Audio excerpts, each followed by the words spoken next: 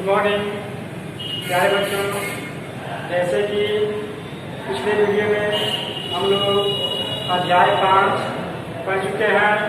आज हम लोग अध्याय 6 पढ़ने जा रहे हैं। छठा अध्याय है घन और घनमूल। ठीक है, तो लिखा गया है बोर्ड पे कुछ इसके महत्वपूर्ण तथ्य पहले समझते हैं। परिचय यानी घन क्या है और इसके बारे में जानेंगे, फिर आगे बढ़ेंगे। लिखा गया परिचय में कि घन एक त्रिविमीय आकृति होता है। ठीक है, घन एक त्रिविमीय आकृति होता है। एक घन में 6 सतह यानी जिसको फलक भी कहते हैं, 8 शीर्ष यानी जिसको हम किनारा भी कहते हैं, और 12 कोने होते हैं। क्लियर है? इसमें से मात्र 3 सतह ही दिखाई देते हैं और 3 सतह छिपे हुए होते हैं जो प्रत्यक्ष रूप से दिखाई नहीं देते हैं। ठीक है, मान लीजिए कि एक डस्टर है या कोई मान एक चौक का डिब्बा भी है। क्या है? हम जैसा आकृति है और उसका क्या है, उसका 3 सतह दिखाई देता है और 3 सतह उसका छिपा हुआ रहता है, ये पीछे तरफ रहता है। जैसे मैं एक घन ला रहा हूँ, इसका तो समझिए अपना स्थिति पहले।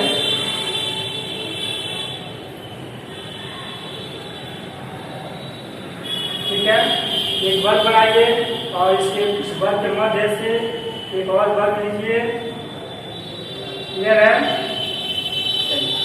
इसको मिलाइए, कोने से इसको मिलाइए, इसको मिलाइए, इसको मिलाइए और इसको मिलाइए। ठीक है, घन आपका तैयार हो गया। अब लिखा गया सबसे पहले ये घन में क्या है कि 6 सतह यानी 6 फलक होते हैं। क्लियर है? और फलक देखिए, फलक कैसे बनता है? तो फलक इसको देखिए, जैसे कि यहाँ पे क्या एक रेखाखंड है और इसके जो मध्य भाग है इसको क्या कहते हैं, फलक कहते हैं। यानी पहला फलक हो गया। ठीक है, क्या ये का पहला फलक हो गया। क्लियर है? यह का दूसरा हो गया। ठीक है, और यह का तीसरा हो गया। ठीक है, और यह का होगा चौथा। ठीक है, चौथा।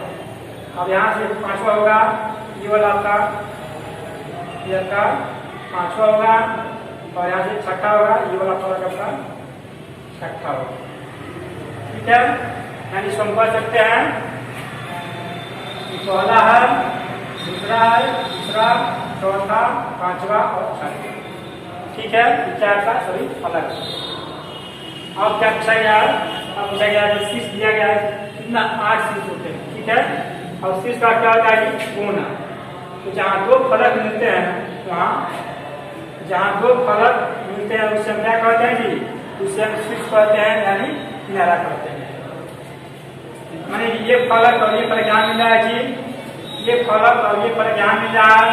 ये क्या है? पहला किनारा है यानी शीर्ष है, और ये क्या था? दूसरा है, तीसरा, चौथा, 5वां, 6वां। क्लियर? पहला, दूसरा, तीसरा, चौथा, 5वां और 6वां। अब यहाँ आ रहे हैं, ये हो जाएगा 7वां और ये हो जाएगा 8वां। इस 8वां क्या है जी? शीर्ष यानी किनारा। अब क्या बचा? बचा आपको कोना। तो कोना का होता है, देखिए कोना का अर्थ क्या होता है? जहाँ पे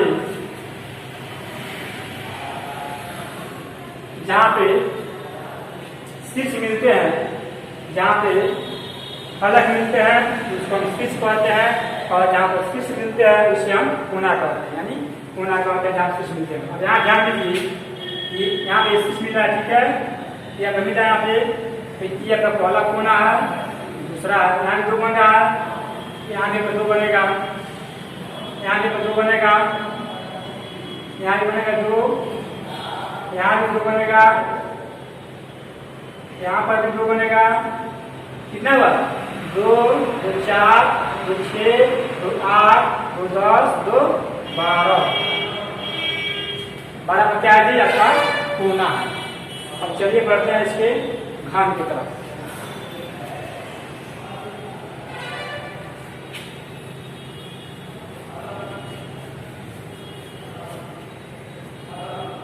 क्या करना है अब देखिए, घन किसे कहते हैं, तो जिस संख्या में उसी संख्या से लगातार 3 बार गुना किया जाता है और गुना करने के बाद जो गुणनफल हमें प्राप्त होता है वह पूर्ण घन कहलाता है। ठीक है, किसी भी संख्या को लगातार उसी संख्या से 3 बार गुना करने के बाद जो गुणनफल प्राप्त होता है वह पूर्ण घन कहलाता है। क्लियर? जैसे मान लीजिए कोई संख्या ये है, ठीक है, कोई संख्या नहीं है, मैं कोई संख्या का 2 है, ठीक है, और इसे घन निकालना है तो इस संख्या का कितना गुना करेंगे 3 बार, यानी 2 का पावर 3 बार क्या करेंगे 1 2 3 बार, 2 दूनी 4 4 दूनी 8, यानी क्या करेंगे घन किया। घन का अर्थ क्या होता है कि जिस संख्या घन निकालना है उसी संख्या को लगातार 3 बार गुना किया जाता है और जो गुणनफल प्राप्त होता है वह उस संख्या का पूर्ण घन होता है। जैसे पूरा पूर्ण घन क्या है 8 है। क्लियर है? चलिए अब समझेंगे घन। ठीक है, इससे पहले हम लोग बता दें कि इस अध्याय को पढ़ने के लिए और क्वेश्चन सॉल्व करने के लिए आप लोगों को कम से कम मौखिक रूप से 1 से 20 तक घन याद रहना चाहिए। ठीक है, मौखिक रूप से बिल्कुल याद रहना चाहिए 1 से 20 तक, तभी जाकर इस अध्याय का क्वेश्चन हम लोग आसानी से हल कर पाएंगे। तो चलिए हम इसको मिटा रहे हैं और कुछ हम घन लिख रहे हैं यहाँ पे संख्या और इसका घन।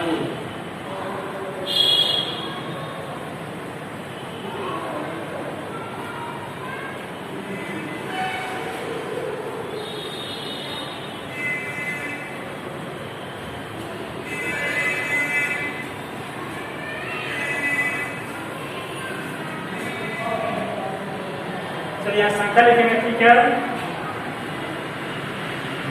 संख्या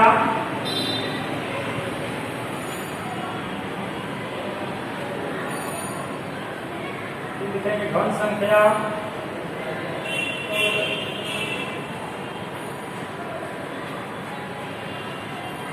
और यहाँ लिखेंगे घन संख्या का मान।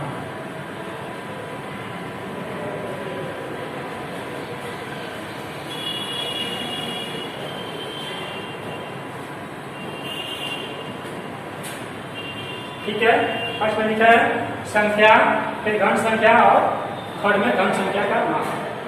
ये संख्या मान लीजिए 1 हो गया, क्या घन संख्या 1 का क्यूब, 2 हो गया क्या होगा 2 का क्यूब, 3 हो गया क्या होगा 3 का क्यूब, 4 हो गया क्या होगा 4 का क्यूब, 5 क्या होगा 5 का क्यूब, 6 क्या होगा 6 का क्यूब, 7 का क्यूब, 8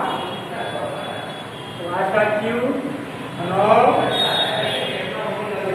का क्यूब, 10 का क्यूब।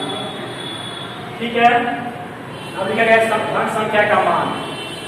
तो घन संख्या है, ठीक है, और इसको गुना करेंगे और देखिए इसका कितना इसका घात होता है। ठीक है, और ये संख्या का जितना घात होता है उतना ही बार इस संख्या का गुना करना पड़ता है। ठीक है, बिल्कुल सिंपल सी बात है कि कोई भी संख्या हो उसका जितना घात हो उस घात के बराबर ही संख्या को गुना करना पड़ता है, तब जाकर के मिलता घनमूल या चतुर्थमूल या वर्गमूल।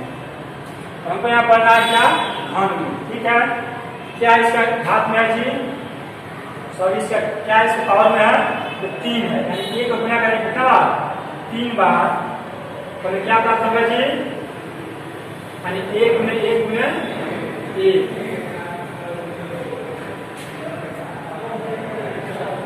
1 गुने 1 गुने 1 क्या हो जाएगी 1 एकम 1 एकम 1 क्या होगा 1 होगा 1 का घनमूल, 2 का क्या होगा जी 2 गुने 2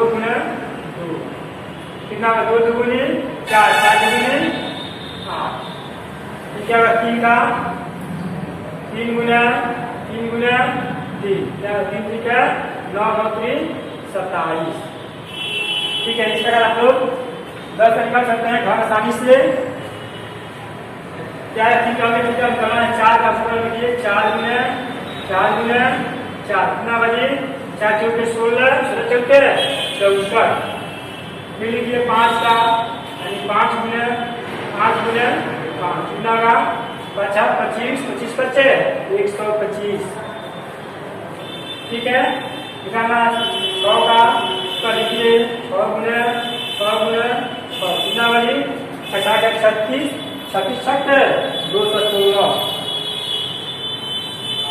अब निकालना 7 का तो लिखिए 7 गुना 7 कितना बजे 7 49 49 343। 3 4 3 निकालना है 8 का लिखिए 8 गुने 8 कितना बजे 64 64 512। निकालना है 9 का 9 गुने 9 कितना बजे 81 729। निकालना है 10 का लिखिए 10 गुना 10 कितना बजे 10 गुना 100 जाके 1000। क्या होता घन हो गया कितना का 10 हो गया कि घन संख्या है और इसका इसे घन संख्या का मान है इसका घन। ठीक है, चलिए 10 तक हो गया। अब इधर लिख रहे हैं हम 11 से लेकर के 20 तक। देखिए हम बिल्कुल सिंपल संख्या के लिए ठीक है 11 का क्यूब इक्वल टू फिर 12 का क्यूब इक्वल टू 13 का क्यूब इक्वल टू 14 का क्यूब बराबर 15 का क्यूब बराबर 16 का क्यूब बराबर 17 का क्यूब और 18 का क्यूब बराबर 19 का क्यूब और क्या जाएगा जी 20 का क्यूब। देखिए इसका याद रखने का सबसे आसान तरीका है कि पहले इसको एक बार पढ़ जाइए ठीक है अच्छी तरह से और इसको 1 से 2 बार अपने मन से लिखिए। ठीक है, अलग पेज पे एक बार पहले पढ़ लीजिए अच्छी तरह से और उसको 1 से 2 बार पुनः उसको रिपीट कीजिए लिखिए 2 बार लिखिएगा तो फिर आपको माइंड में फिट हो जाएगा। ठीक है, इसमें रखने की आपको कोई आवश्यकता नहीं। अब देखिए हमें करना है 11 तो 11 का क्या होता है इसको गुना करना है 3 बार यानी 11 गुने 11 कितना बजे इसका होता है 1331 यानी 1331। ठीक है, इसी प्रकार निकालना है 12 का क्या लिखेंगे 12 गुने 12 कितना होता है इसका होता है 12 का 1728 1728।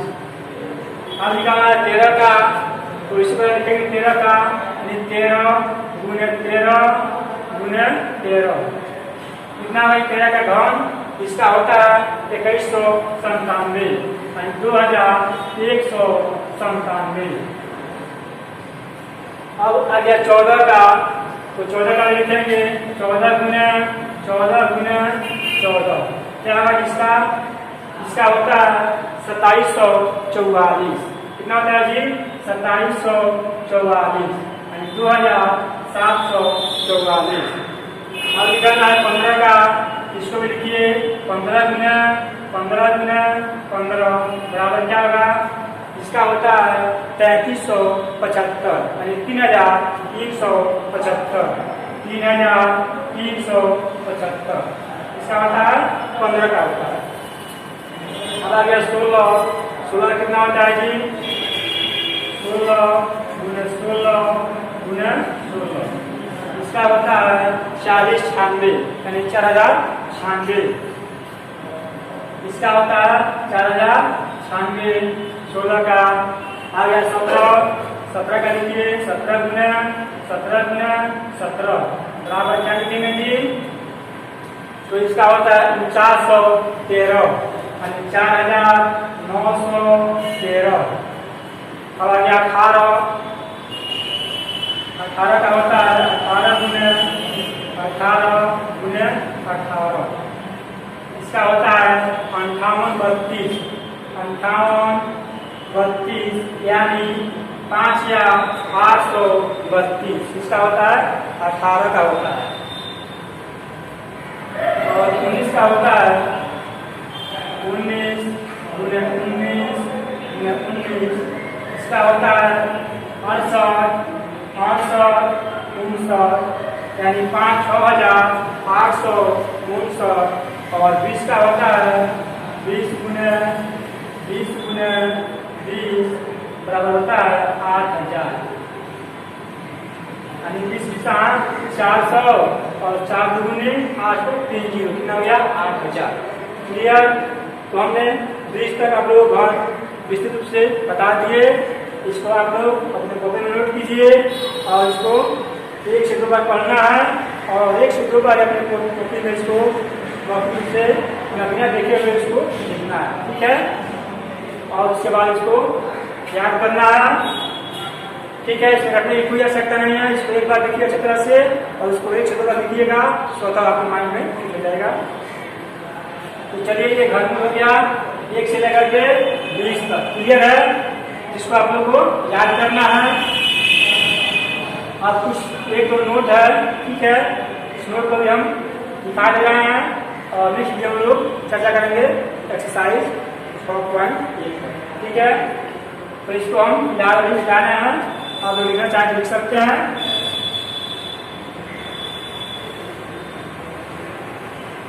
नोट में पहला नोट है, बोल रहे हैं इसमें पहला नोट है कि मान लीजिए कोई सम संख्या है। ठीक है? तो सम संख्या का घन हमेशा सम संख्या प्राप्त होता है। ठीक है? सम संख्या घन हमेशा सम संख्या प्राप्त होता है या विषम संख्या घन हमेशा विषम संख्या ही प्राप्त होता है, चाहे वो कोई भी संख्या हो, कितनी भी बड़ी संख्या है। जैसे मान लेते हैं यहाँ पर देख रहा है कोई संख्या, मान लीजिए कि 5 है और 5 निकालना है घन, क्या अगर इसका होता है कितना संख्या है 5 का 125 और 125 क्या है कि विषम है और 5 भी क्या है विषम। ठीक है? इसलिए कहा गया कि किसी भी विषम संख्या का घनमूल विषम ही होता है। ठीक है? और किसी भी सम संख्या का घनमूल सम ही होता है। जैसे 4 देखते हैं, 4 का क्या है घनमूल कितना है कि 64 है। तो 4 क्या है सम संख्या है, 64 क्या है जी सम संख्या है। इससे बिल्कुल हो रहा है कि किसी भी सम संख्या का घनमूल सम संख्या ही होता है और विषम संख्या का घनमूल विषम संख्या ही।